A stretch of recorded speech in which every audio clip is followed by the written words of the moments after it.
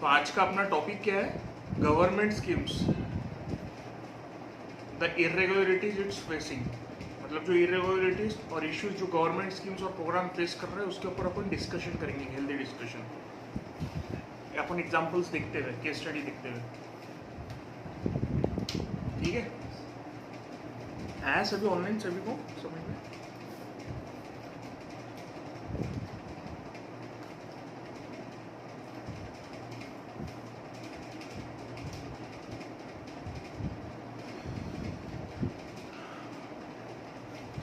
अब देखो, कल की जो कैग की रिपोर्ट थी उसमें क्या आया कि मिनिस्ट्री ऑफ रूरल डेवलपमेंट जो गवर्नमेंट की, उसमें क्या करी, नेशनल सोशल असिस्टेंस प्रोग्राम से फंड्स को डाइवर्ट करी। किस चीज के लिए करी? Publicity of other programmes.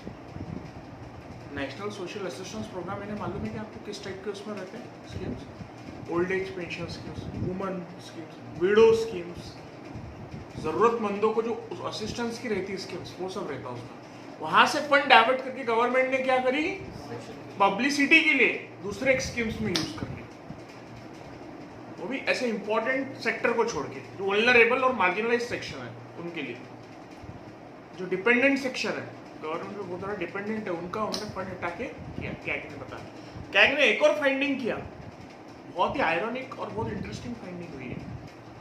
7.5 lakh जो बेनिफिशियरीज है स्कीम्स के, उन्होंने प्रधानमंत्री जन आरोग्य योजना देखा। कौन सी? प्रधानमंत्री जन आरोग्य योजना की स्टडी करी जब कैग ने, ऑडिट करी।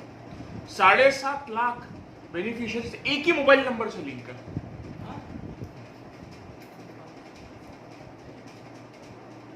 बराबर है नहीं ऑनलाइन?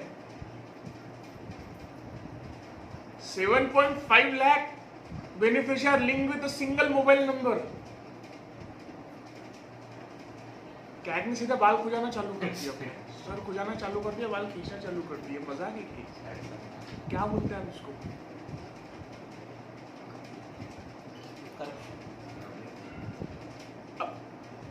इस पे तो करूंगा डिस्कस। अब ठीक है, उन्होंने क्या रीजन बताया?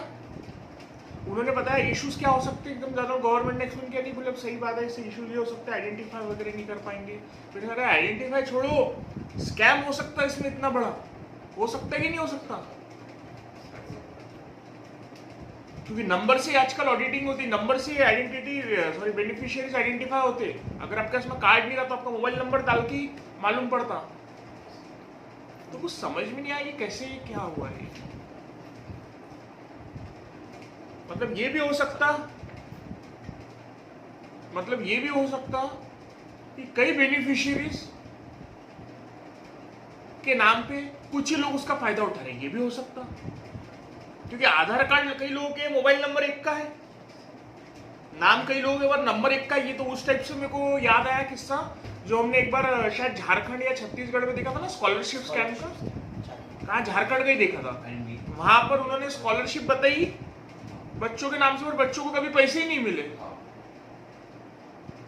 क्यों? क्योंकि उसमें मोबाइल नंबर किसका था? दूसरे का, और आधार कार्ड किसका था? बच्चों का। ये मेरे को उससे रिलेट हो गया। अब इसमें वो बैठेगा नहीं बैठेगा, ये तो आगे जब प्रोब होंगी तब मालूम पड़ेगा, इंक्वायरी होगी। ये तो एक प्राइमा फेसी मालूम पड़ा।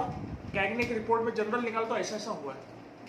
कैग ने बहुत बड़ा रोल प्ले किया है नहीं किया?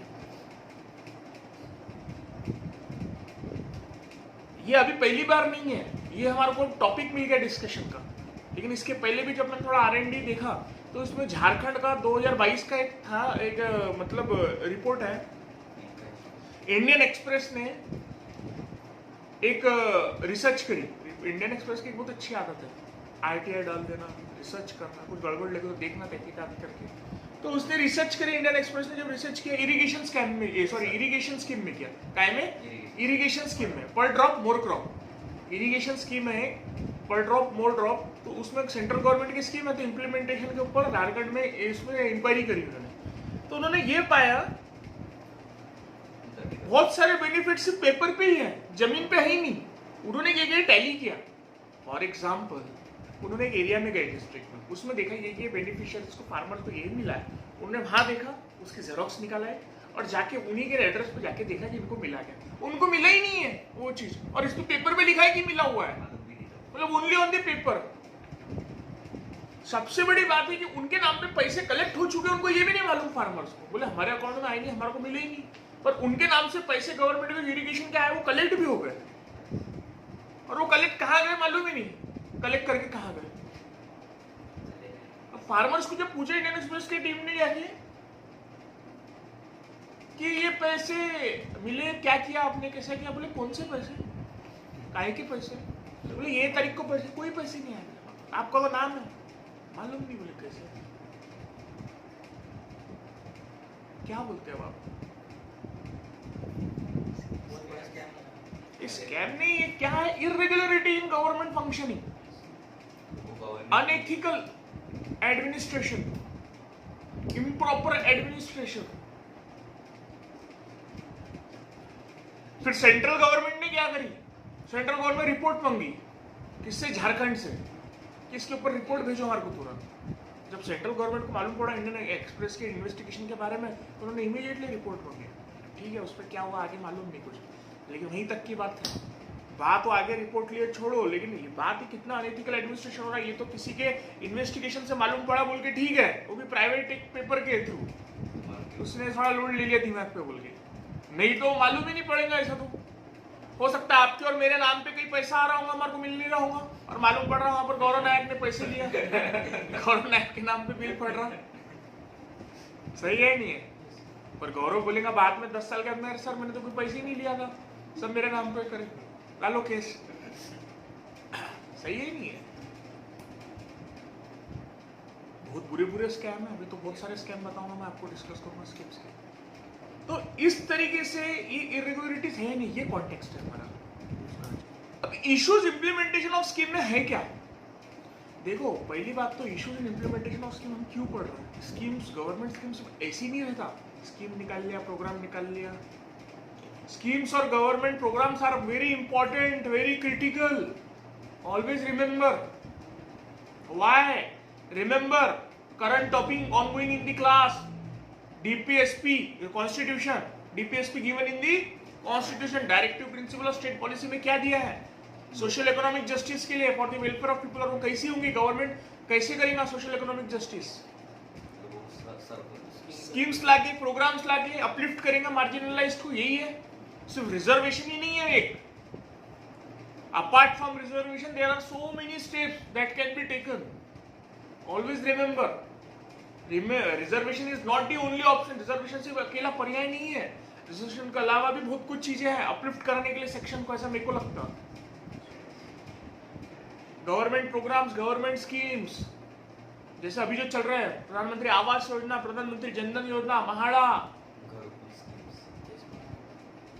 दुनिया भरी की स्कीम्स है, पीडीएस स्कीम्स,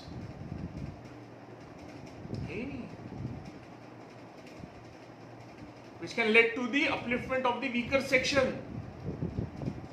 DPSP में क्या दिया हुआ है, to minimize, state shall take steps to minimize inequalities in income, state shall take steps to provide assistance in public health, state shall take steps to secure minimum income, education,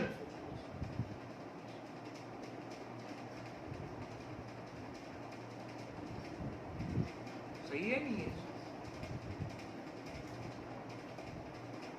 early childhood care, nutrition, कहा दिया है sir, directive principle of state policy under part 4 A.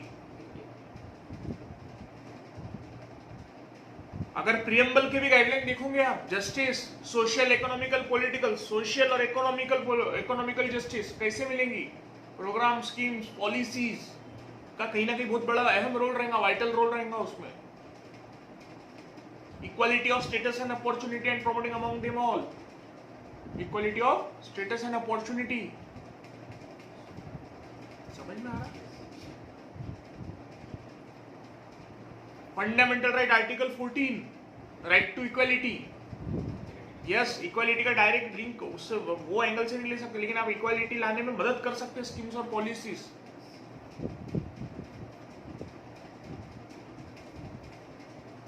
Article 15 sub clause 4,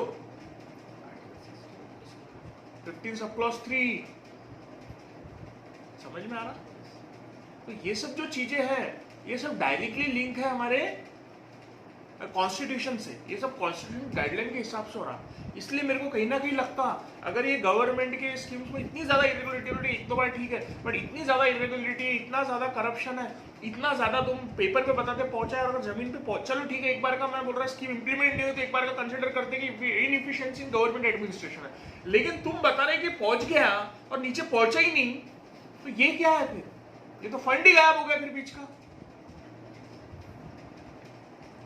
ये तो मेरे को लगता है कहीं ना कहीं कॉन्स्टिट्यूशनल ऑब्लिगेशन को ब्रीच हो रहा है, breach of constitutional obligation of the state बोल सकता है क्या मैं? Breach of constitutional obligation of the state, जो संवैधानिक जो ड्यूटी है स्टेट की, उसमें कहीं ना कहीं गड़बड़ हो रही, constitutional duty of the state. अब इश्यूज क्या है इंप्लीमेंटेशन ऑफ स्कीम में, हमने ये देख ली कॉन्टेक्स्ट क्या है और कॉन्स्टिट्यूशनली रिलेटेड कैसा गवर्नमेंट की ड्यूटी कैसी है। गवर्नमेंट कोई पॉलिसी स्कीम ला रही तो कोई फेवर नहीं कर रही, उनको लाना ही under directive principle of state policy. फिर अगर वो बोलेंगे directive principle of state policy binding नहीं है, नहीं, आर्टिकल 37 ऑफ द कॉन्स्टिट्यूशन क्या बोलता? It shall be fundamental in the governance of the constitution, in the governance of the administration, but DPSP shall be a play a role of shall be fundamental in the governance of administration. Yes or no? वो तो करना ही है। अगर DPSP के हिसाब से अगर आपको लग रहा है कि इनइक्वालिटीज के लिए गवर्नमेंट को स्टेप नहीं ले पा रही तो आप कोर्ट भी जा सकते हैं, टाइम पड़ा तो उसके लिए जा सकते हैं, आर्टिकल 37 को हाईलाइट करके जा सकते। इश्यूज अब हम देखेंगे अब, लेकिन कितने सीवियर इश्यूज है फिर उसके अपन मैकेनिज्म देखेंगे, ठीक है। आज क्या प्रॉब्लम सबसे बड़ी जड़ की क्या है? हम जो बेनिफिशियरीज आइडेंटिफाई कर रहे हैं स्कीम्स के लिए, वो अपन मालूम है किसके हिसाब से कर रहे हैं? सोशियो इकोनॉमिक कास्ट सेंसस 2011 के हिसाब से, सोशियो इकोनॉमिक कास्ट सेंसस 2011। और अभी क्या चल रहा है? 2023 कितनी गैप है? 12 साल।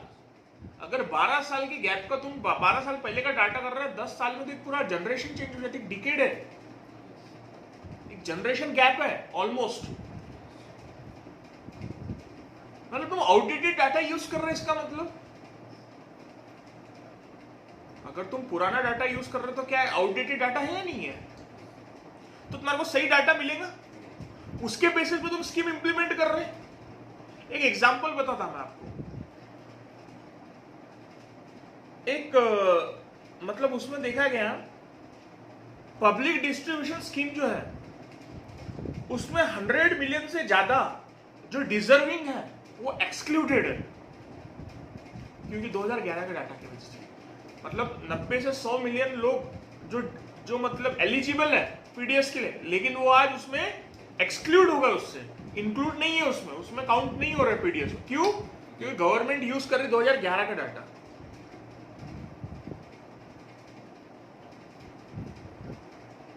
मतलब जो एलिजिबल है उनको भी पीडीएस नहीं मिल रहा कई लोगों को।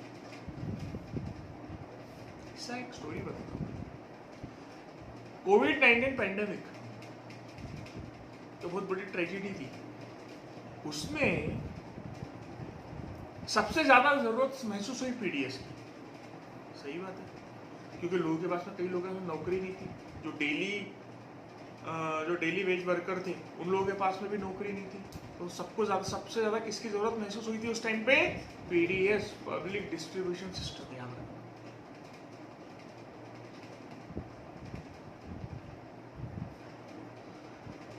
पब्लिक डिस्ट्रीब्यूशन सिस्टम की जब जरूरत महसूस हुई, लेकिन कई एलिजिबल लोगों को भी जब जरूरत से उन्होंने बताया कि हम ये क्राइटेरिया में बढ़ रहे हैं, एलिजिबल फैक्टर में बढ़ रहे हैं, हम जाके अप्लाई कर रहे हैं, लेकिन उनके लिए कुछ भी नहीं हुआ। क्यों?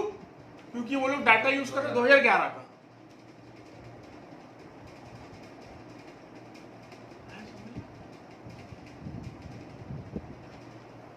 नेशनल फूड सिक्योरिटी एक्ट निकला है, मालूम है नहीं मालूम है? नेशनल फूड सिक्योरिटी एक्ट मालूम है? उसके हिसाब से 75% ऑफ रूरल पॉपुलेशन और 50% of urban population should be covered, कायदे से होना चाहिए। लेकिन वो जो 50% ऑफ अर्बन और 70% रूरल वो बैठ नहीं रहा, क्योंकि 90 मिलियन लोग जो एलिजिबल है वो क्या है, एक्सक्लूडेड है, मतलब उसमें काउंट नहीं हो रहा है, इसलिए वो डाटा भी नहीं दे रहा है। एक्चुअली वो violation of national food security act हो रहा कहीं ना कहीं, अगर देखा जाए तो वो डाटा के हिसाब से देखा जाए तो ऐसा मेरे को समझ में आ। आउटडेटेड डाटा बहुत बड़ा इशू है। कभी भी याद रखना, गवर्नमेंट के एडमिनिस्ट्रेशन के लिए डाटा इज वेरी इंपॉर्टेंट। क्या? Data is very important, data is very valuable. क्यों? क्योंकि जब इतनी पॉपुलेशन है, इतनी संख्या है, तो उसमें उनको कैसे किसको लेना, किसको नहीं लेना, कैसे काउंट करना, कैसे हैंडल करना, कौन सी स्कीम किसको देना, कौन सी स्कीम किसको देना, चिल्ड्रन कितने हैं, वुमन कितने हैं, मार्जिनलाइज कितने हैं, डिसेबल कितने हैं, सब बातें मालूम रहने के लिए क्या चाहिए? डाटा। डाटा नहीं रहेगा तो देंगे कैसे? और not only data but proper data.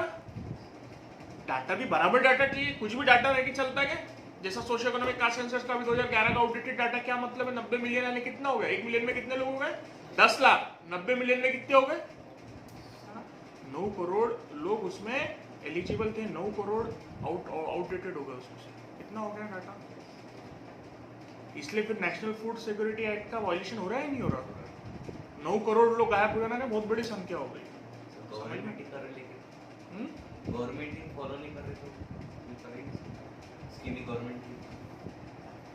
Government की स्कीम वही तो बात है ना, ये लेना चाहिए ना टारगेटेड। जब सबको मालूम है, जब हमको मालूम है, पूरे इन्वेस्टिगेशन एजेंसीज को मालूम है, जो करते हैं लोग ग्राउंड पर रियलिटी देखते हैं, गवर्नमेंट को ही मालूम है, गवर्नमेंट की सोर्सेस है सभी बताने वाले। 90 मिलियन लोग खुद ही बताते हैं,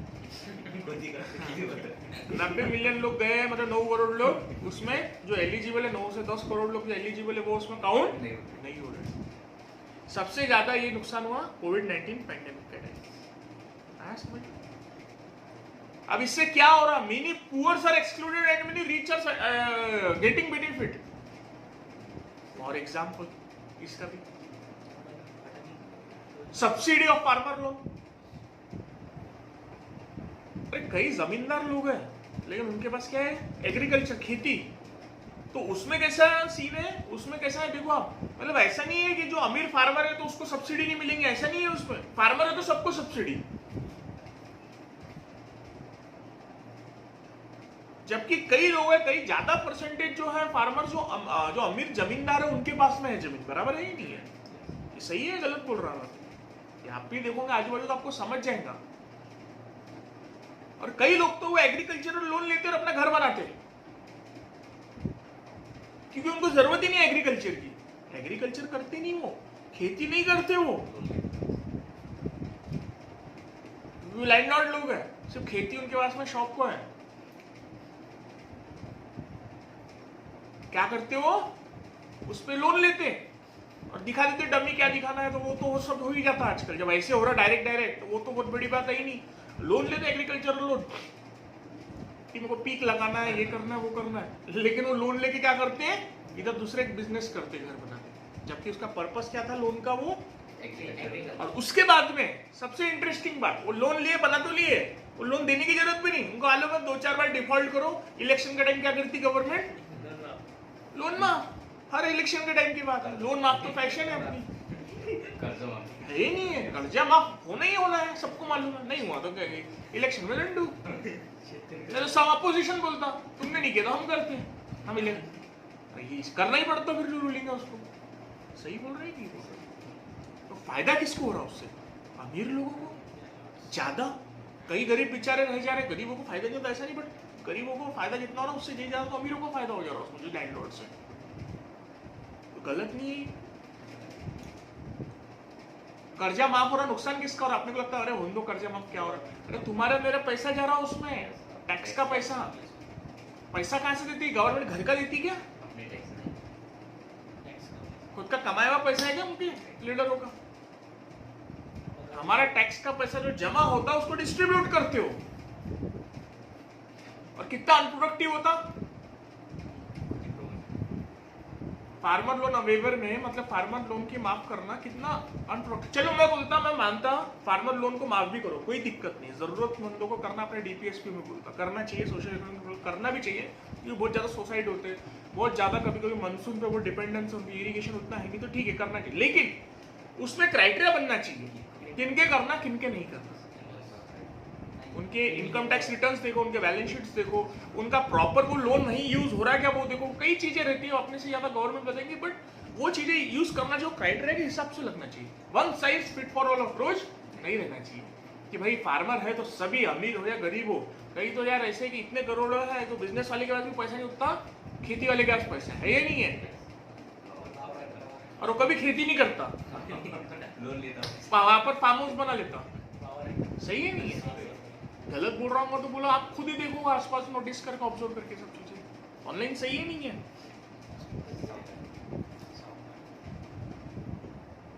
वहां फार्म हाउस बना के करते, वहां फार्म हाउस बना के मतलब काम रह गया, वहां पर खेती रहेगी, वहां फार्म हाउस बना रहे, तो ये एक दिक्कत है। इसलिए one size fit for all approach नहीं रखना चाहिए, ये दूसरी बहुत बड़ा इशू। तीसरा, improper administration, lack of monitoring, lack of accountability. सबसे बड़ा तो lack of monitoring, improper administration का एग्जांपल था, नरेगा स्कीम महाराष्ट्र में फेल है, आपको मालूम है कि नहीं है, पेपर में कई बार आता। नरेगा स्कीम महाराष्ट्र में जितनी सक्सेस होनी चाहिए थी उतनी सक्सेस नहीं हुई compare to other states. Bihar और महाराष्ट्र का नाम है उसमें सबसे ज्यादा। 2-3 साल पहले का, कोविड के पहले का डाटा मेरे को मालूम है, कुछ 7-8 हजार काम ऐसे हैं नरेगा के अंदर, मनरेगा के अंदर जो लिए थे पेंडिंग है, कभी कंप्लीट ही नहीं हुए। कभी कंप्लीट नहीं हुए वो काम, मतलब मालूम मनरेगा में क्या रहता कि जैसा मैं काम ले रही, गवर्नमेंट का प्रोजेक्ट है, उसमें फिर वो काम करने के लिए मैं लेबर्स को हायर कर रहा हूँ, और लेबर्स को डेली वेजेस मिल रहा है, उसको बोलते हैं मनरेगा, उससे क्या डेली पैसा मिलना चालू होता है लेबर्स को। अब वो जो काम लिए वो काम ही इनकम्प्लीट है, इसका मतलब वो उन्होंने काम किया क्या वहां पे? नहीं किया। इसका मतलब उनको एम्प्लॉयमेंट मिल रहा क्या? नहीं मिल रहा। क्यों हो रहा है ये? Lack of monitoring, lack of proper administration.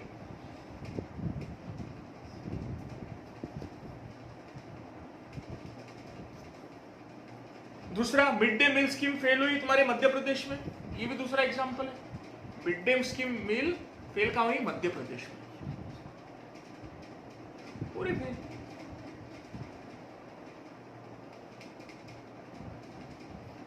बच्चों को खाना ही नहीं मिल रहा। मिड डे मील स्कीम का के लिए रहती है, बच्चों को स्कूल में मिलता, छोटे बच्चे जो रहते हैं एलिमेंट्री वाले,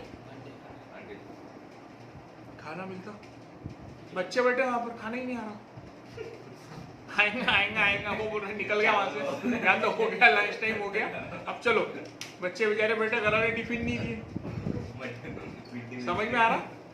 तो उतना जितना होनी चाहिए थी प्रॉपर इंप्लीमेंटेशन नहीं हुआ मिड डे मील स्कीम का मध्य प्रदेश में। मिड डे मील दूसरा एग्जांपल है फेलियर ऑफ स्कीम का।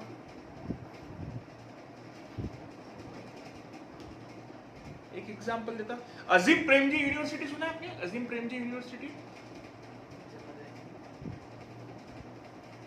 अजीम प्रेमजी यूनिवर्सिटी ने एक सर्वे करी,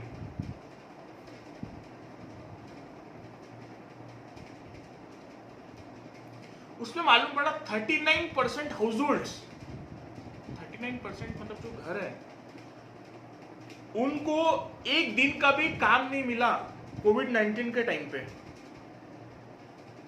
not under single day of work in covid year. मतलब गवर्नमेंट से कुछ भी हेल्प नहीं मिली।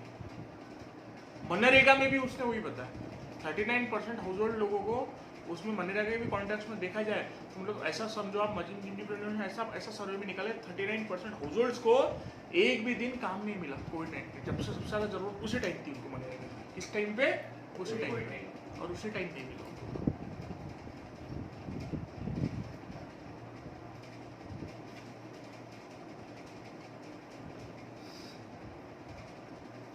Single day.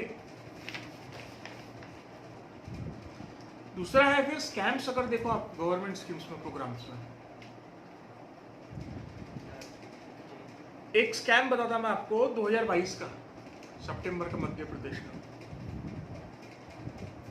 अब देखो स्कैम की भी कितनी लिमिट हो गई। इसको एग्जाम में लिखूंगा तो अच्छा रहेगा, इंटरव्यू में बताने के लिए एग्जाम में, और अपना ओपिनियन भी डिबिल्ड होता है इससे। लास्ट ईयर 2022 के सितंबर में मध्य प्रदेश में एक स्कैम हुआ।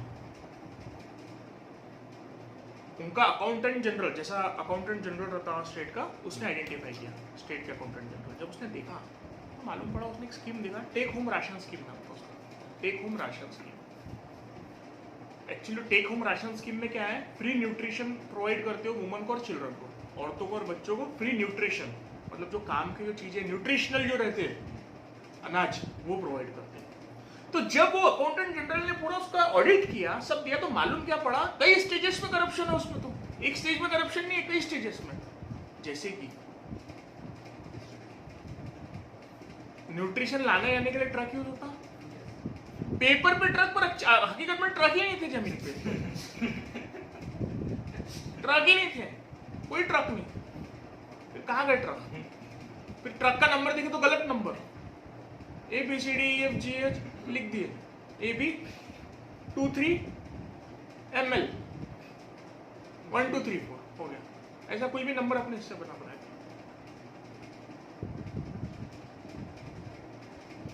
कोई ट्रक ही नहीं जमीन पे, सब पेपर पे ट्रक। जब ट्रक ही नहीं तो फिर वो लेके क्या गए फिर, और बम बता रहे कि इतना ट्रक का बिल हो रहा, इतना इतने इतने लोगों को हमने खिलाया, और उनके बिल गवर्नमेंट को जा रहे हैं। इनफाइनाइट नंबर ऑफ बेनिफिशियरीज, मतलब अगर 10 को खिलाया तो 50 बता रहे, एक ट्रक गया तो 10 बता रहे, इस टाइप का। मैंने एक बार महानगर पालिका का एग्जांपल दिया था आपको शायद बीच में। मेरे से एक क्लाइंट से इंटरेक्शन हुआ था, कॉन्ट्रैक्टर से, तो उससे मैंने काफ़ी चर्चा की, तो मेरे को बहुत इंटरेस्ट आ गया। तो मेरे को आइडिया नहीं थी पहले ऐसा हो रहा बोल के, कॉर्पोरेशन में भी ऐसे हो रहे बोल के। तो उन्होंने बताया मेरे को, सर बोले आपको विश्वास नहीं होगा, बोले हम आपको बताते, बोले कचरे की जो गाड़ी रहती, बोले सिर्फ पेपर पे रहती, बोले हकीकत में कोई कचरे की गाड़ी नहीं है, बोले। मैं क्या बात कर रहा हूँ, फिर जो बिल होते कोई नहीं है, बोले। और जो लेबर जो रहते हैं, सिर्फ पेपर पे लेबर रहते, हकीकत में लेबर ही नहीं रहते, बोले वो जमीन पे। एक भी लेबर आप मेरे को बताओ, बोले आधार कार्ड जिनका दिया हुआ है और प्रोविडेंट फंड वालों को, वो जमीन पे बताओ, बोले आप मेरे को एक भी नहीं मिलेगा। और फिर मैंने बोला वो नाम जो रहते, फिर आधार कार्ड रहते, वो तो यूनिक रहता सबका, एक जैसा अलग अलग रहता, उनकी फैमिली के आसपास दोस्तों के रहते। और फिर उनके अकाउंट में आता पैसा प्रोविडेंट फंड का, वो पैसा ही कॉन्ट्रैक्टर निकाल लेता, ATM कार्ड ले लेता, क्या क्या करते होंगे उनको मालूम। जुगाड़ लगाने में तो इंडियंस आगे ही पड़े नहीं, बराबर लगा लेते कुछ ना कुछ जुगाड़। ऐसा है सिर्फ पेपर पे, मतलब वो ट्रक बता रहे हैं जा रहा, बट एक्चुअली कोई गया कि नहीं गया वो भी नहीं मालूम। नंबर बता देंगे सही ट्रक का, चेक करेंगे बोल के, तो फिर लेकिन वो ट्रक एक्चुअल में गई ही नहीं है।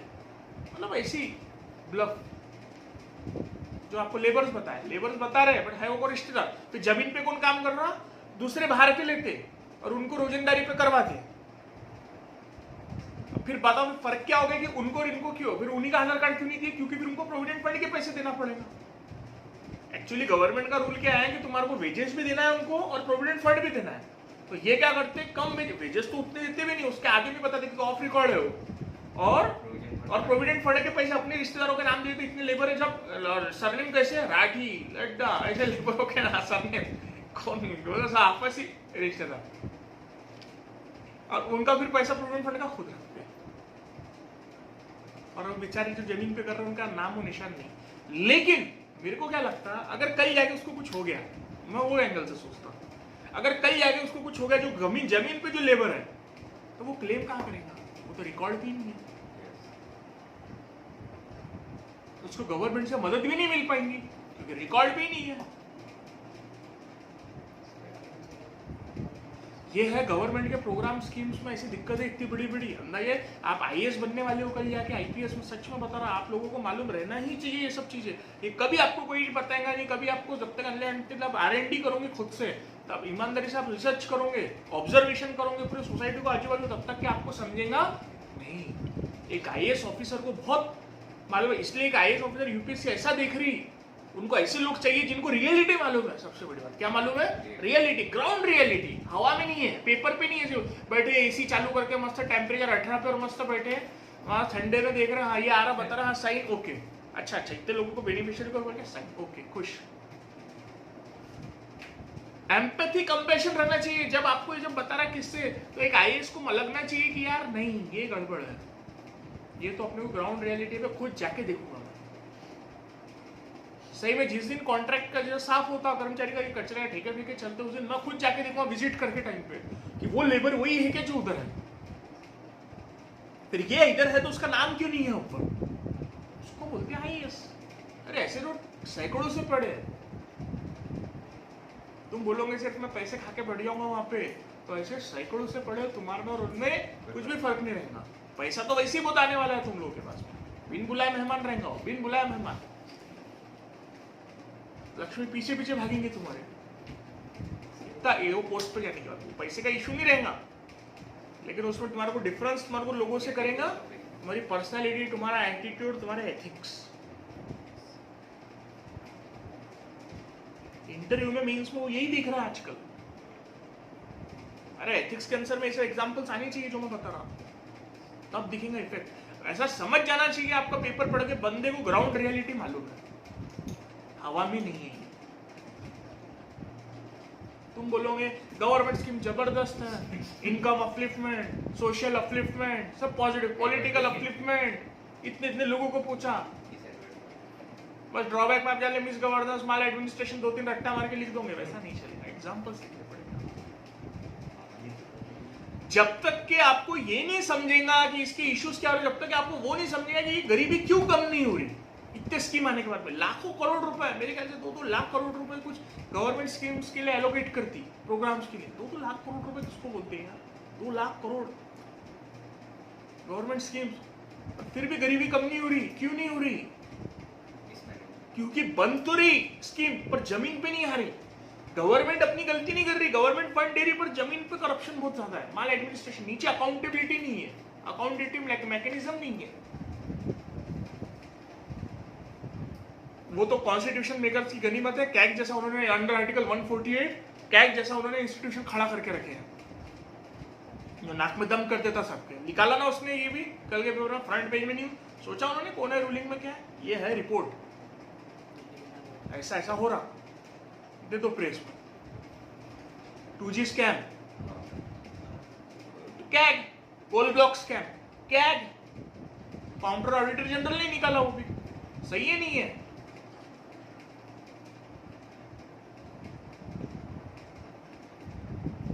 बोलने का मतलब कैसा है कि वो अपने को अकाउंटेबिलिटी लाने की बहुत जरूरत है, इसलिए एक ऑफिसर्स ऐसे चाहिए अभी अपने को देश में, ऐसे ऑफिसर्सों की जरूरत है कि जो ग्राउंड रियलिटी मालूम रहे जिनको, और हर चीज समझे क्यों हो रहा, क्या हो रहा, कैसे हो रहा, और जड़ पे जाने की कोशिश करो। एम्पैथी कंपैशन रहे उसको। जब वो एक लेबर को उसका बेनिफिट नहीं मिल रहा, वो आईएएस ऐसा रहना चाहिए, उसके जगह पर खुद को रख के देखना चाहिए कि यार उसके लिए वो 400 रुपए क्या अहमियत रखते दिन भर के। हम तो वो 400 रुपए का उड़ा डालते हवा में, सही है नहीं है? लेकिन उसके लिए वो 400 रुपए ही है, वो लेबर के लिए जिससे उसका घर चलता, उसके लिए वो 400 रुपए बहुत जरूरी है। जितना तुम्हारे लिए 40,000 जरूरी है, उसके लिए वो 400 रुपए जरूरी है। ये तुम्हारे को समझ में आना चाहिए सबसे पहले। कई लोगों के लिए जितना तुम्हारे लिए 50,000 वैल्यू रखते हैं, कई लोगों के लिए 50 रुपए 100 रुपए उतनी वैल्यू रखते हैं।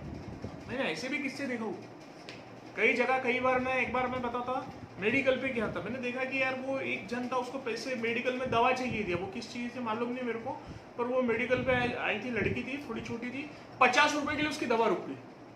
वो क्या थी मेरे को ज़्यादा देखा नहीं मैंने ध्यान से, लेकिन 50 रुपए के लिए उसकी दवा रुक गई सिर्फ।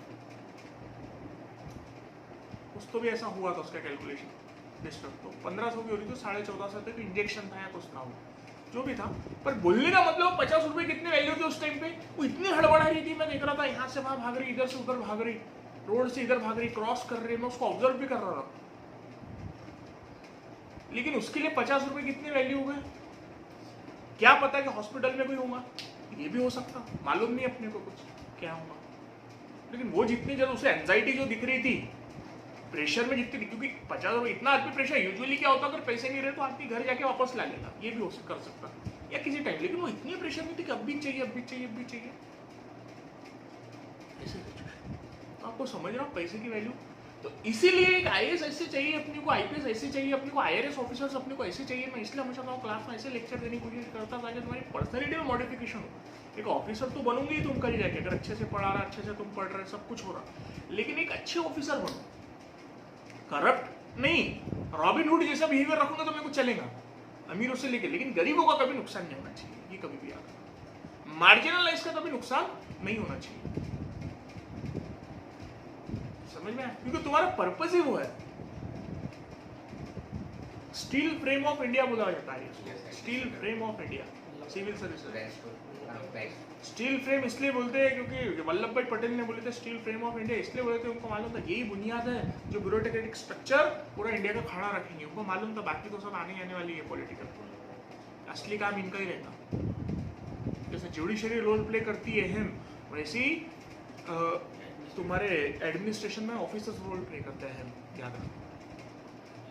तुम्हारे को क्यों इतनी फैसिलिटी दी जाती है गवर्नमेंट से, बंगला, नौकर, चाकर, पैसा सब कुछ क्यों दिया जाता है, ताकि तुम इधर ना डाइवर्ट करो। लेकिन लोग ऐसा फिर भी मुंह मारते ही कितना भी दो, तो बोलते ना कितना भी दो, वो 1 लाख रुपए की सैलरी इंपॉर्टेंट नहीं, पर 200 रुपए की पत्ती टेबल के नीचे से होना उनको सही है नहीं, ऐसी साइकोलॉजी है। एक और स्कैम बता था आपको, पीएम किसान निधि, पीएम किसान निधि थी मालूम है, पीएम किसान निधि स्कीम थी। तमिलनाडु में 110 करोड़ रुपए जब उन्होंने ऑडिट किया तो देखा गया, वहां का भी अकाउंटेंट जनरल जब देखा, वहां की जब ऑडिट हुई, 110 करोड़ रुपए प्राइम मिनिस्टर किसान निधि यानी फार्मर्स के जो पैसा जाता, 110 करोड़ रुपए ऐसे लोगों को जो एलिजिबल ही नहीं थे, उसमें से एलिजिबल ही नहीं थे, जो एलिजिबल ही नहीं है पर उनको गए। कहीं ना कहीं बहुत ज्यादा चांसेस है कि वो पॉलिटिकल अकाउंट्स ही हो, खुद ही उसकी मिनिस्टर हो, एग्रीकल्चर मिनिस्टर, ऐसा चांस हो सकता है, मैं ये नहीं बोल रहा, हो सकता, मेरे को लगता है खुद ही एग्रीकल्चर मिनिस्टर हो,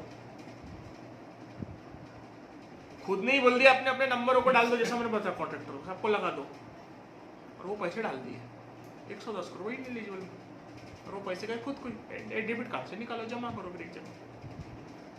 समझ में आया? ऐसे किस्से, ये रियल है, प्रूफ्ड है, ये सब ऐसा हो गया है, सब जो मैं किस्से बता रहा सब कंफर्म आप लिख सकते हैं, ऐसे किस्से है। 110 करोड़ रुपए, बात तो 110 करोड़ की नहीं थी, बात ये थी कि ऐसा एक जगह हो रहा तो मालूम पड़ा, ऐसा तो कितने जगह हो रहा जो मालूम ही नहीं है, उसका क्या, उसका क्या, समझ ना? ये तमिलनाडु का बता, स्कैम्स तो जितने डिस्कस करोगे उतने कम है। अवेयरनेस नहीं है एक बहुत बड़ा इशू स्कीम का। ये तो कैसा है, कई किस्से ऐसे है कि मालूम आपको क्रिकेट में तुम प्लानिंग कर रहे हैं पवेलियन में बैठ के, जो पवेलियन जो बोलते हैं उसमें बैठ के, अपने रूम में बैठ के प्लानिंग कर रहे हैं, लेकिन ग्राउंड रियलिटी बहुत अलग रहती है, वो ऐसा डिफरेंस है। प्लानिंग तो बहुत बढ़िया हो रही, तू इस पे जाना, तू सेकंड नंबर पे जाना, तू थर्ड नंबर पे जाना, तू फोर्थ पे, तूने इधर सामान लेना, इधर से विकेट गिर, तूने, पर ऐसा होता क्या ग्राउंड रियलिटी में? सिचुएशन अलग रहती है। ग्राउंड क्या है, सामने वाले बॉलर कैसे है, मौसम क्या चेंज हो जाएगा, किसको मालूम? तो बोलने का मतलब ग्राउंड रियलिटी में हमारी स्कीम ऐसी दिखती है मेरे को कि ग्राउंड रियलिटी को मैच ही नहीं करती।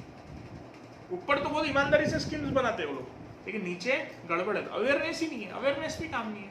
एक सर्वे हुआ भुवनेश्वर में, उन्होंने क्या करे, कंस्ट्रक्शन वर्कर्स को मिले जाके, किसको, अनऑर्गेनाइज सेक्टर में, अनऑर्गेनाइज सेक्टर में कंस्ट्रक्शन वर्कर्स वगैरह जो ऑर्गेनाइज नहीं रहते, जो रिकॉर्डेड नहीं रहते, उनको जाके मिले। उनके लिए भी गवर्नमेंट की स्कीम्स है, अनऑर्गेनाइज सेक्टर्स के लिए मिनिमम वेज वगैरह की स्कीम। उनको जाके पूछे तो उनको बोले हमारे को मालूम ही नहीं है स्कीम के बारे में, भुवनेश्वर में, उड़ीसा में, हमारे को स्कीम में स्टेट नहीं निकाली, हमारे को मालूम ही नहीं है नाम क्या है। अब बताओ आप, उन्होंने पूरे भुवनेश्वर जो मेन सिटी है उसमें कंस्ट्रक्शन साइट्स पर जाके देखे, उधर नहीं मालूम तो छोटे मोटे गांव में जो काम कर रहे हैं लेबर, उनको क्या मालूम होगा? एक्चुअली कायदे से क्या होना चाहिए था वहां पे, जो कॉन्ट्रैक्टर्स रहते या जो तुम्हारे बिल्डर्स रहते हैं जिनके पास में काम करते हैं, उनकी जवाबदारी रहनी चाहिए, उनकी रिस्पॉन्सिबिलिटी रहनी चाहिए कि ये स्कीम उनको प्रोवाइड करो। सही नहीं है कि नहीं है? जब तुम्हारे साइट पे काम करते हो तो तुम्हारी जवाबदारी कि तुम उनको स्कीम के बेनिफिट्स पहुंचाओ। नहीं पहुंचा सकते एटलीस्ट अवेयरनेस कराओ, अवेयरनेस प्रोग्राम करो, अवेयरनेस कैंप करो, वहाँ पे उनको पहुंचाओ, उनकी लिंक लगाओ उससे। वो तो अनएजुकेटेड है जब अनऑर्गेनाइज में काम कर रहे हैं, तो सही है नहीं है? गवर्नमेंट की गोल्ड स्कीम, गवर्नमेंट की गोल्ड स्कीम मालूम आपको? गोल्ड करो मतलब डिजिटल गोल्ड, मतलब वो बोलती गवर्नमेंट बोलती फिजिकल गोल्ड मत खरीदो क्योंकि अपना करंट अकाउंट डेफिसिट बहुत इशू हो रहा है उसका, क्योंकि डेफिसिट बहुत बढ़ रहा है, तो तुम ऑनलाइन गोल्ड खरीदो, वैल्यू वही वही वगैरह बेचोगे, जितना गोल्ड की वैल्यू बढ़ती है उतने में आपको सब पैसा सब मिलेगा, लेकिन सक्सेस ही नहीं। मालूम कितने लोगों को है? आप लोगों को ही नहीं मालूम, आप यूपीएससी वाले रहेंगे, आप लोगों को नहीं मालूम, तो आम आदमी को क्या मालूम रहने वाला है? आप तो करंट अफेयर्स पढ़ रहे हैं, न्यूज़पेपर पढ़ रहे हैं, इकोनॉमिक्स पढ़ रहे हैं, कॉन्स्टिट्यूशन सब पढ़ डाल रहे हैं, तो भी आपको नहीं मालूम, तो मतलब अनअवेयरनेस है। क्या सक्सेस होंगे स्कीम? मतलब गवर्नमेंट को क्या करना चाहिए? कोई भी स्कीम को पहले अवेयर करना चाहिए, बिना अवेयरनेस करे कोई फायदा नहीं। शायद इनएलिजिबल बेनिफिशियरीज भी हट जाएंगे, फिर अवेयरनेस होगा तो सही लोग पहुंचेंगे स्कीम तक की। इजी वे में बताना चाहिए एकदम। कई लोगों के दिमाग में रहता है गवर्नमेंट स्कीम है, पॉलिसी है, भाई कैसे लेंगे, क्या करेंगे, मालूम नहीं, कितना डिफिकल्ट, 10-10 बार डिपार्टमेंट में जाना पड़ेगा, ऐसी टेंडेंसी है, बट इतना डिफिकल्ट रहता नहीं एक्चुअली वो, जितना लगता है अपने को। आजकल बहुत इजी हो गया, लेकिन ये बात पब्लिक को मालूम पड़नी चाहिए। सही है नहीं है? स्कीम्स और पॉलिसीज आजकल गवर्नमेंट क्या कर रही है? नेशनल इंटरेस्ट को देखते हुए नहीं बना रही, पब्लिक इंटरेस्ट देखते हुए नहीं बना रही, सोसाइटी इंटरेस्ट देखते हुए नहीं बना रही, पॉलिटिकल इंटरेस्ट देखते हुए बना रही, इलेक्शन की इंटरेस्ट। सबसे अच्छे एग्जांपल वही है लोन वेवर स्कीम, कर्जा माफी स्कीम, सबसे अच्छा एग्जांपल वही आता वापस। इलेक्शन के टाइम पे लोन वेवर होने वाला है, ये सबको मालूम है, फार्मर लोन वेवर होने वाला है, फटाफट अभी लोन ले दो, मालूम है आपको टेंडेंसी रहती है।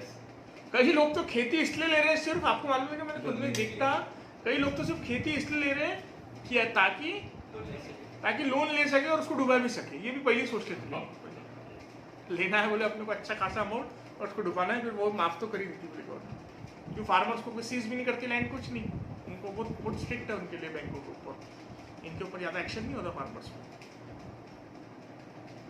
है समझ में? तो फिर वो पब्लिक इंटरेस्ट देख रहे हैं या पॉलिटिकल इंटरेस्ट देख रहे हैं?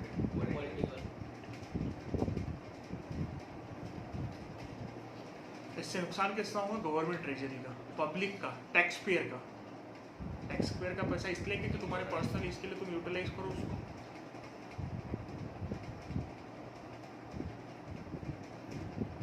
अंडर यूटिलाइजेशन ऑफ फंड, ये भी बहुत बड़ा इशू है। अंडर यूटिलाइजेशन है, फॉर एग्जांपल मैंने 10 करोड़ रुपए दिया, लेकिन उसमें से 4 करोड़ ही यूज हो रहे, 6 करोड़ वापस चले जा रहे हैं। लैप्स ऑफ फंड बोलते हैं, क्या बोलते हैं? Lapse of fund. For example एक है एग्जांपल, तमिलनाडु का स्टेट फाइनेंस ऑडिट की रिपोर्ट आई थी, तमिलनाडु की स्टेट फाइनेंस ऑडिट की रिपोर्ट है 2019 की। उसमें स्कूल एजुकेशन डिपार्टमेंट ने वहाँ के तमिलनाडु के 1627 करोड़ रुपए सरेंडर किया, 1627 करोड़ रुपए सरेंडर किया गवर्नमेंट वापस 2018-19 के पास में, क्योंकि नॉन इम्प्लीमेंटेशन ऑफ स्कीम सर्व अपना शिक्षा अभियान है ना, सर्व शिक्षा अभियान जो स्कीम आई थी, है अभी भी सर्व शिक्षा अभियान, वो स्कीम को नॉन इम्प्लीमेंट करे, इसलिए उसके लिए जो पैसा आया था उसमें 1627 करोड़ रुपए वापस सरेंडर करना पड़ा। क्यों? Non implementation. नॉन इम्प्लीमेंटेशन क्यों हुआ? क्योंकि improper administration, lack of monitoring, वापस से अवेयरनेस नहीं, इसलिए इम्प्लीमेंटेशन नहीं हुआ, पूरा आधे से ज्यादा पैसा सरेंडर। ये दिक्कत है, अंडर यूटिलाइजेशन ऑफ फंड, ये एग्जांपल अच्छा है। समझ में आपको इश्यूज? तो क्या है ये अंडर यूटिलाइजेशन ऑफ फंड जो है, इसकी वजह से भी बहुत बड़ा इशू, और ये पूरे इशू जो है कुल मिला के मेन इशू हमने देखे, उसके एग्जांपल्स देखे, लेकिन इसको अकाउंटेबल रखने के लिए कुछ मैकेनिज्म है। जैसे मैंने अपने डिस्कस किया CAG, comptroller and auditor general, thank to comptroller and auditor general, वो बराबर ऑडिट करके बता दे। उसके बाद में तुम्हारा CIC भी बहुत अच्छा काम कर रहा है, central information commission, RTI, right to information के अंदर से बना हुआ। आईटीआई बहुत बड़ा वाइटल रोल प्ले कर रहा इस चीज के लिए, इंफॉर्मेशन के वाली। अगर आपको भी आजकल गवर्नमेंट पॉलिसी की कोई भी चाहिए, अभी जो इन्फॉर्मेशन जो मैं बता रहा है सब कैसे हुई, आईटीआई के थ्रू तो मिली है।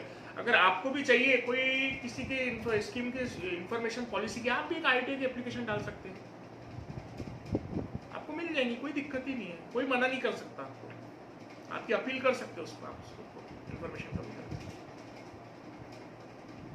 हैं, समझ में?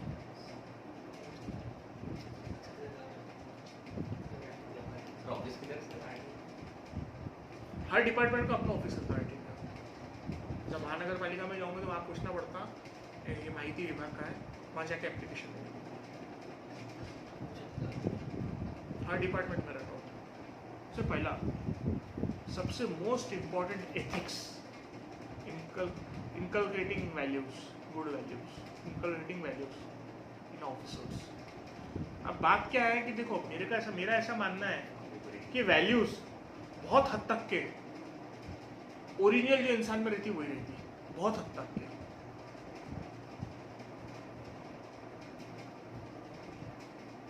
बहुत हद तक के जो ओरिजिनल वैल्यूज रहती है वही रहती है। ज़्यादा से ज़्यादा थोड़ा बहुत उसको फिनिश कर सकते हैं, सामने वाले को समझा के मॉडिफाई कर सकते हैं, पर पूरी वैल्यू चेंज करना मुश्किल है, ऐसा मेरे को लगता है। जो अंदर से इंसान रहता है, अनलेस एंड अनटिल उसको खुद से चेंज होना है, थर्ड पर्सन उसको ज़्यादा चेंज नहीं कर सकता। अगर एक, अब जैसे कि एग्जांपल अपने देखे थे आईपीएस ऑफिसर ने जो चीटिंग किया था हैदराबाद का, अब इतना उसने एथिक्स पढ़ लिया, मेंस में अच्छे मार्क्स मिल गए उसको, इंटरव्यू मिल गए, और उसने क्या गड़बड़ करा, वहां पर चीटिंग करा, मतलब काय के एथिक्स है? फिर उसमें क्वेश्चन तो एथिक्स के सिलेबस पे आ गया था सीधा, काय की इनकलकेटिंग ऑफ वैल्यूज हुई उसमें, रट्टा मार के लिख लिया उसने, समझा क्या? समझ में आ रहा? बहुत हद तक के तो इसलिए identifying of values in the person, मेरे को लगता है ये बेटर है। इनकलकेटिंग ऑफ वैल्यू ठीक है, एक तो रहना चाहिए एडिट, लेकिन identifying values in the person मेरे को लगता है एक ज़्यादा इंपॉर्टेंट है। उसमें बंदा कैसा है पहचानो, उसकी टेस्ट करो, एथिक्स टेस्ट रहनी चाहिए उसकी, पर ओरल रहनी चाहिए, वो रिटर्न तो रहनी चाहिए साथ में जो हो रही, एडिट क्या रहना चाहिए? ओरल। और अलग अलग उसको केस स्टडीज पे बेसिस रहना चाहिए, इसलिए आप एक्चुअली केस स्टडीज भी दे ही रहे, लेकिन और ज़्यादा केस स्टडीज का फंडा और लाना चाहिए, ताकि उसको रियल लाइफ सिचुएशन में क्या हैंडल करेंगे और समझे अपने को अप्रोच उसका।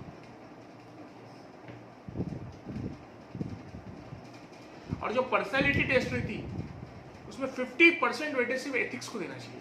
पर्सनैलिटी टेस्ट में जो इंटरव्यू रहेगी 1-to-1, उसमें 50% को एथिक्स को इंपॉर्टेंस देना चाहिए, 50% एथिक्स के ही क्वेश्चन रहने चाहिए उसमें, मतलब इनडायरेक्टली रिलेटेड, जो बंदे के वैल्यूज और एथिक्स को टेस्ट करेंगे। दूसरा, गुड गवर्नेंस।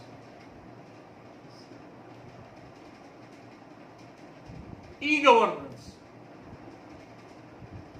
ई गवर्नेंस अगर ऑनलाइन होगा तो बहुत अच्छा, लेकिन एक स्टोरी है उसकी भी, ई गवर्नेंस की मैं पढ़ रहा था तो मैं स्टोरी देखा, आई केम अक्रॉस वन स्टोरी। उसमें गुजरात में एक पेरेंट्स और स्टूडेंट कुछ गवर्नमेंट को स्कॉलरशिप है स्कूल की, तो उसके लिए उन्होंने अप्लाई कर रहे थे, उन्होंने पूरी ताकत लगा डाली, सब कर दी, उनका इंटरव्यू आया, कुछ अप्लाई में आखिर में उनको क्या करना पड़ा, रिटर्न एप्लीकेशन देना पड़ा, जबकि उसके लिए वेबसाइट क्यों होती। तो ऐसे किससे ऑनलाइन रहेगी, ऑनलाइन का फायदा नहीं, वो हैंग हो जाती है वेबसाइट, ब्लॉक हो जाती है, सर्वर डाउन हो जाता कभी, सर्वर का तो एक बहाना ही है किसका भी, एक्चुअली सर्वर होता नहीं, वो हैंग ही हो जाती है वेबसाइट, क्योंकि क्वालिटी गवर्नेंस नहीं है। तो क्वालिटी गवर्नेंस करनी चाहिए, बराबर है। गुड गवर्नेंस में एथिकल गवर्नेंस भी आता, इम्पार्टिंग ट्रेनिंग पीरियोडिकल बेसिस, ऐसा नहीं कि एक बार तुम्हारा सिलेक्शन होगा तो जिंदगी भर वहाँ आके बढ़ के भूल गए सब, क्योंकि कल क्या खाया वो याद नहीं रहता, सब भूल जाते। अपडेटेड रहना चाहिए बंदा, तो हर 6 महीने में उसके पीरियोडिक ट्रेनिंग रहनी चाहिए, 1 हफ्ते की, 4 दिन की, 10 दिन की, ताकि उसको अपडेट कर पाए, उसका दिख जाए स्टेटस की कैसा है, उसका इम्प्रूवमेंट क्या हो रहा है नहीं हो रहा, रिमार्क्स रहने चाहिए उसके 6 महीने के इसमें, क्या उसको बताना चाहिए तेरे 6 महीने के इसमें ये है। जैसा प्राइवेट में रहता, मालूम है आपको, थंब नहीं लग गया, 5 मिनट में तो हाफ डे का लग जाता, गवर्नमेंट में इतना नहीं है, बहुत कम है गवर्नमेंट में, कुछ जगह ही है, तो गवर्नमेंट में ये सब हो जाना चाहिए, उससे एफिशिएंसी और इफेक्टिवनेस दोनों बढ़ जाएगी। समझ में आ रहा? कोड ऑफ एथिक्स भी रहना चाहिए बराबर, गुड, मतलब हर एक को ये फॉलो करना है, और वो लीगली बाइंडिंग रहना चाहिए कोड ऑफ एथिक्स। सिर्फ कोड ऑफ एथिक्स देके फायदा नहीं, legally binding code of ethics रहना चाहिए, मतलब करना ही है, नहीं करूंगा तो तुम्हारे को पेनल्टी कंपनसेशन देना पड़ेगा ऑफिस में। ट्रांसफर वगैरह का जो है, ट्रांसफर और पोस्टिंग, वो न्यूट्रल अथॉरिटी के हाथ में जाना चाहिए, पॉलिटिकल से हटके बोल सकते हैं, मतलब एक न्यूट्रल अथॉरिटी के हाथ में ट्रांसफर और पोस्टिंग होनी चाहिए। एकदम सही, वेरी गुड, अच्छा एग्जाम्पल है, क्योंकि जरूरी है। नहीं तो स्कीम्स में क्या है, तुमने करप्शन नहीं किया तो तुम्हारा ट्रांसफर कर देंगे, फिर डर के करप्शन करता ऑफिसर, उसके ऊपर आवाज नहीं उठाता, इसलिए उसकी भाई पोस्टिंग ट्रांसफर की जो है अथॉरिटी वो हटा देना चाहिए लीडर्स के पास से। क्योंकि कभी भी देखो आप, इलेक्शन हो गया, नई लीडर आई तो सबसे पहले वो लोग ट्रांसफर करते हैं, आपने देखा होगा, सबसे पहले अपने लोग बैठाते वहां पर। कैंपेन, अवेयरनेस कैंपेन तो सबसे जरूरी है, सब पूरे हर जगह इजी में समझाओ कि तुम्हारे लिए ये जरूरी है, क्यों जरूरी है। अब आजकल कर रही गवर्नमेंट, लेकिन और बढ़ाना चाहिए उसको, स्पेशल बिलो पॉवर्टी लाइन जो है उनके ऊपर ज़्यादा ध्यान दो। तो उससे अच्छा अपन ये बोल सकते हैं कि ऊपर ध्यान देने से अच्छा है कि भाई जो मैंने बताया आपको डिस्टिंग्विश करना, जैसा कि फार्मर्स की स्कीम में भी जो अमीर है, जो पैसे वाले, जिनका आईटीआर भरा हुआ सब इनकम दिख रही है, उनकी प्रूव ऑन रिकॉर्ड इनकम है, उनको वहाँ से बाहर करना चाहिए। जिनको ज़रूरत है उन्हीं को देना चाहिए। दो फार्म लोन वेवर भी दो, लेकिन ज़रूरतमंद को ही दो, बाकी एक्स्ट्रा किसी को ना मत दो। One side fit for all approach मत करो, ये